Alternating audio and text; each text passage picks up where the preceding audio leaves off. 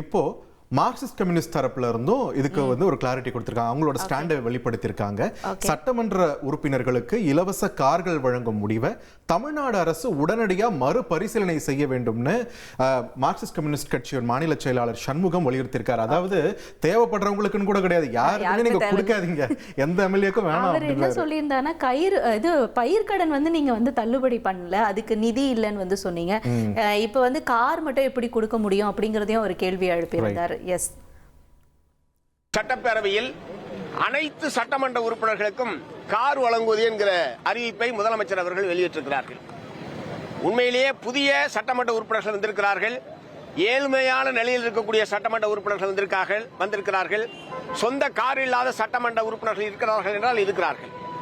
ஆனா ஏற்கனவே 4 car 5 car 20 car 25 car வச்சுட்டு இருக்கிறவங்க எம்எல்ஏ ஆகிருக்கிறாங்க. அவன் காரை எங்க நிறுத்துறதே தெரியாம அதுக்காகவே பல ஏக்கர் நிலத்தை வாங்கி காரை நிறுத்திட்டு இருக்கிறான்.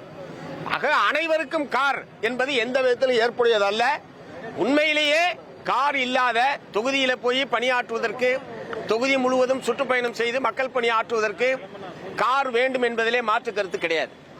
ஆனால் ஏற்கனவே சொந்தமாக பல கார்களை வைத்திருக்கக்கூடிய நபர்களுக்கு எதற்காக அரசாங்க செலவில் கார் வழங்க வேண்டும்? விவசாயிகளுக்கு கொடுப்பதற்கு அரசிடம் பணம் இல்லை, ஆனால் சட்டமன்ற உறுப்பினர்களுக்கு அனைவருக்கும் கார் வழங்குவதற்கு அரசிடம் பணம் இருக்கிறதா என்கிற கேள்வியை தமிழ்நாடு முழுவதும் இருக்கக்கூடிய விவசாயிகள் அரசை பார்த்தும் கேட்கிறார்கள். எங்களை போன்றவர்களை பார்த்தும் நீங்கள் இந்த கேள்வியை எழுப்ப வேண்டும் என்று கேட்கிறார்கள்.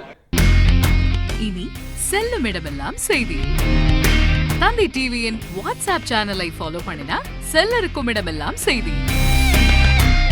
இதோ QR கோட், இப்பவே ஸ்கேன் பண்ணுங்க, ஃபாலோ பண்ணுங்க.